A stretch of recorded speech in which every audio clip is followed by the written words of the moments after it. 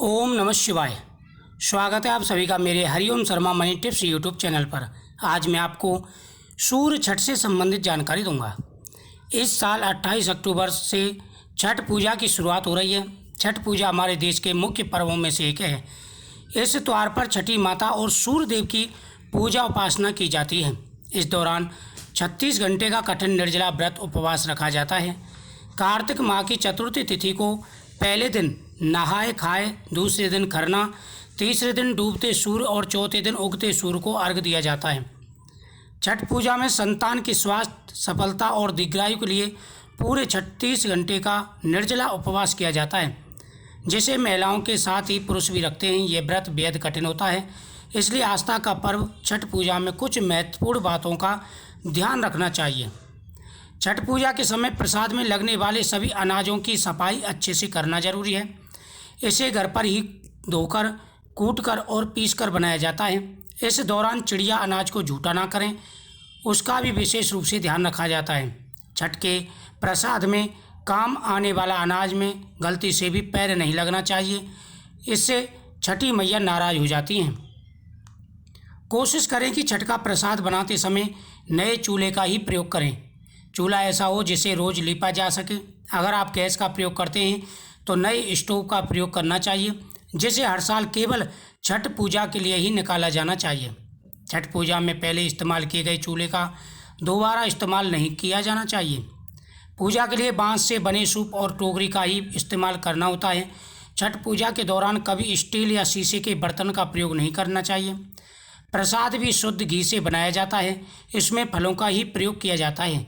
ऐसे में इन बातों का व्रती को खास ख्याल रखना चाहिए। स्टील और कांच के बर्तनों का प्रयोग बिल्कुल नहीं करना है, इस बात का भी विशेष रूप से ध्यान रखना चाहिए। अगर इस साल आप भी छठ का व्रत रख रहे हैं तो इन नियमों का विशेष रूप से ध्यान रखना है, जिससे छठी माता आपके ऊपर कृपा बनाए रखें। भूल से भी आपको कोई ऐसी गलती नहीं करनी है जिससे छठी माता का क्रोध आपके ऊपर आए। छठी का यह पर्व बहुत बड़ा पर्व माना जाता है। छठी के अगर इन नियमों का पालन करते हैं तो आपको जीवन में कभी भी किसी भी प्रकार का कष्ट नहीं होगा। जीवन में आ रही सारी परेशानियां दूर हो जाएंगी। छठी माता प्रसन्न होकर के आपकी प्रत्येक मनोकामना पूरी करेंगी। छठ का यह पर्व बहुत बड़ा पर्व माना गया है।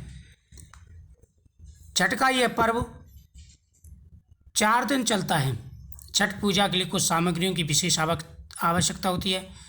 माना जाता है कि इस पूजन सामग्री के बिना छठ का व्रत पूरा नहीं होता।